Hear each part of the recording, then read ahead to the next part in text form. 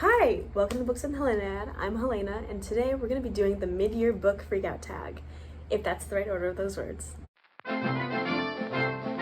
Okay, so I'm putting a little bit of a spin on it for my channel, or this video. It's going to be Cutthroat edition, so I have to answer with only one book, and these are those.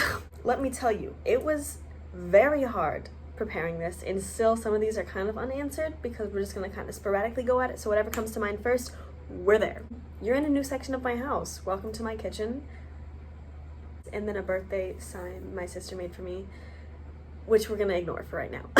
Without further ado, let's get right into it because I have to go to work soon. So question number 1, favorite book that you've read so far this year? And for that, I have to say Dracula by Bram Stoker. I loved it so much. So essentially, if you don't know, the story of Dracula follows our, I guess you could say, main protagonist, Jonathan Harker, as he's like a businessman of sorts, kind of a realtor. It's kind of hard to explain because I don't really know.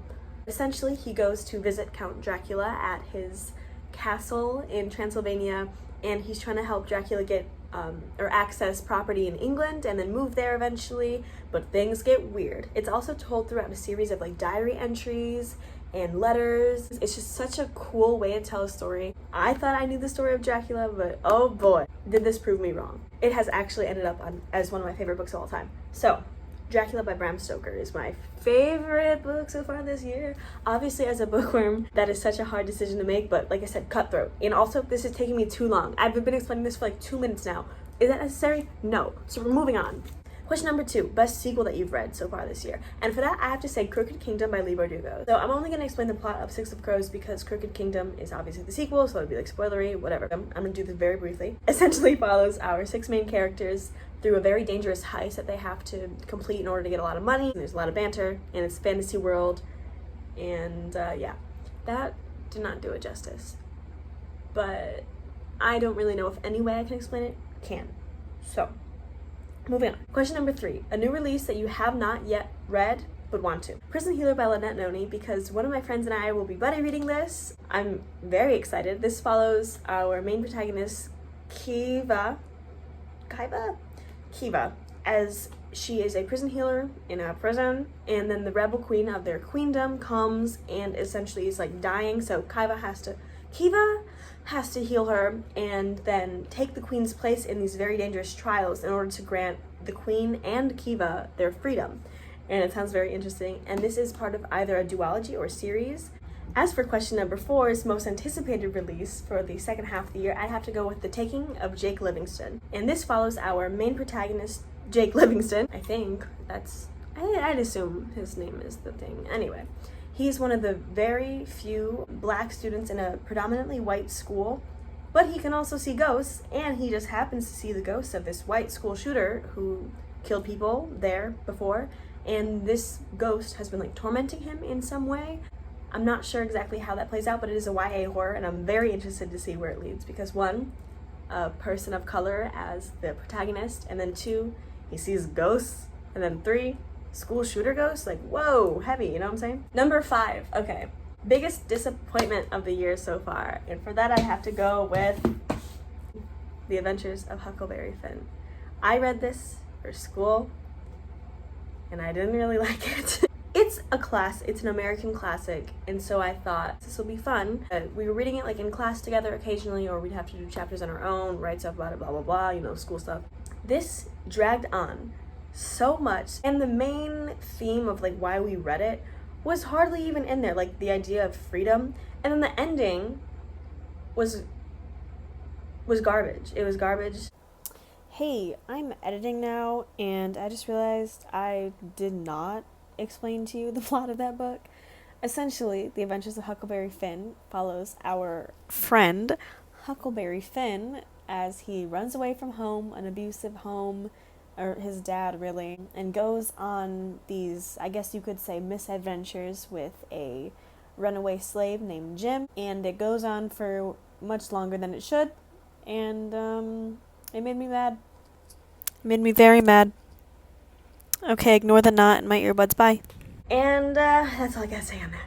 Number 6, biggest surprise of the year. Mine is gonna have to be Get a Life, Chloe Brown by Talia Hibbert. So this was my first dive into romance well, not only that, but like adult romance especially. And having seen a lot of good reviews of this on booktube, I was definitely very interested to check it out and why people loved this whole Brown Sisters trilogy so much. This book follows our main protagonist, Chloe Brown, after a near-death experience in a way that does not pertain to the fact that she has like chronic pain and chronic illness. She kind of decides that she wants to revamp her life and essentially get a life. So she makes a list of things that she wants to do, and then eventually she asks for help on this list from this, oh, what is he, like maintenance guy kind of in her flat. His name is Redford Morgan, and we stan him in this house. We stan Red in this house. So eventually Red helps her with this list, even though they like hate each other at first, and then of course I soften up, and then it's like romance and blah blah blah. This book was so good. It touches on past abusive relationships and of course Chloe's chronic pain. I don't know if I assumed that there wouldn't be as much substance as there was, but this story, I guess, really held a lot more than I thought it could, and I really like it for that. So, Get a Life, Chloe Brown by Talia Hibbert. Question number 6, fave new author. I'm back again. I meant number 7. I can't count. So for this, it could either be a debut author or like a new to you author that you haven't read from before. And for this, I have to say Alice Oseman, because more on this later. I read Heartstopper finally, and it was so good. Everything about the way that Oseman can craft a story and characters that are so lovable and make you feel so good on the inside, but also bring up topics that are very important and very, not like downer, but like just not happy things, but are so real and so relevant. It's just kind of immaculate. By kind of, I mean like completely immaculate. And I just, new favorite author, of course. Am I about to pick up Alice Oseman's like entire backlist? You better believe it. Okay, question number 8, newest fictional crush. Now for this one, I cannot say because my friend Joey is reading Dracula right now, and yes, I read that at the beginning of the year. Does one of the characters in there still stand as new spouse material? Yeah. So Joey has to guess who my favorite character in that is, and I can't give hints, so this one we're gonna have to put aside for right now. Now, for question number 9, newest favorite character. And of course, this is another one that is unbelievably hard for me to choose, but because I am trash for the Grishaverse now and trash for Leigh Bardugo, I think we know where this is going. Kaz Brekker, everybody. Yeah, I'm trash for Kaz Brekker. And like literally the entire character list in Six of Crows and Crooked Kingdom, but we don't have to worry about that. I don't have to justify myself, because if I know why, it's fine. You don't need to know why, but you probably already know why. Everyone already knows why. Oh boy, number 10, a book that made you cry. Now, ladies and gentlemen, her. The Song of Achilles by Madeline Miller. This book, it didn't get me at first. It didn't get me until like the very last few pages, the very last page, I'd say. Am I lying to you right now? Let me see. Oh yeah, no, like the last page. I was full on sobbing. I cried so hard, I popped a blood vessel in my eye, so like my eye was red. But it was so good. It was such a good cry too, you know? It was like one of those that just kind of felt good. So Song of Achilles by Madeline Miller, oh my god, is essentially the relationship between Achilles and Patroclus throughout their childhood up into adulthood, through childhood through adulthood, and through the Trojan War. And of course, it's a very tragic story, and it's retelling Greek mythology. So if you know the story, you know what's going to happen, and yet it still packs a punch. Number 11, a book that made you happy. Whew. I didn't want to repeat myself in an author or in like a series or even a book, but I have a limited range to choose from for this year. So for this, I'm going to say Heartstopper. It really is just a very feel-good story. Oh, let me explain it, I guess. Heartstopper follows Nick and Charlie. They meet in school, become friends, form a relationship, and get a really cool friend group in the process, and kind of just go through the trials and tribulations of a relationship and personal struggles as well throughout coming out, mental health issues, and just everything, I guess. It is so amazing. Like, Sure, it'll deal with those harder topics, but throughout it all, it is a ray of sunshine. Okay guys, we're almost done. Let's go, let's go, let's go. And number 12, the most beautiful book that you have either bought or received this year. And for that, I was kind of in between two, but this is Cutthroat edition. So, I chose These Round Delights by Chloe Gong. And this book is gorgeous, gorgeous, gorgeous. Here it says, jacket design by Sarah Creech and jacket illustration by Bill Ellis. So, I mean, look at that thing. Oh my gosh, she's beautiful. It's hard to tell how detailed the cover is, just, you know, me showing you. And then also, inside, we have her. Essentially, all that I know about the actual story in this beautiful vessel is that it is a 1920s Romeo and Juliet retelling set in Shanghai, but also, it's fantasy. So there's fantasy or fantastical elements entwined, I suppose, with the story, and there's gangs instead of like families. So it's kind of like West Side Story, but like 20s in Shanghai with fantasy involved. Guys. And apparently this is also a either duology or series, and I am so excited to read it. And then finally, number 13, what books, it technically says books, but Cutthroat edition. We're only doing one because otherwise we'll be here all day, because we all have 1,000 books we need to read before the end of the year and before the end of our lives. So I'm not going to even go there.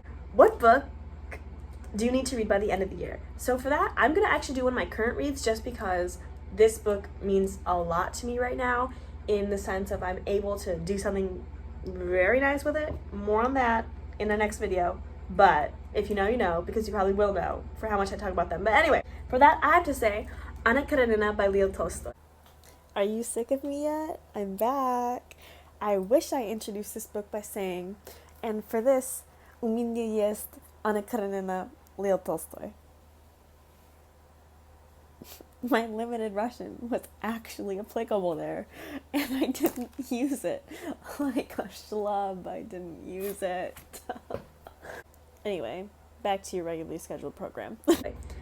And hoo-wee, I have started her, you guys. I've started her, and I would like to finish her before the end of the year. So I'm kind of on track to finish her by the end of August. This is one of those that I couldn't tell you the plot, just because there's so much going on, first of all, and I've never actually looked at like a summary of this book.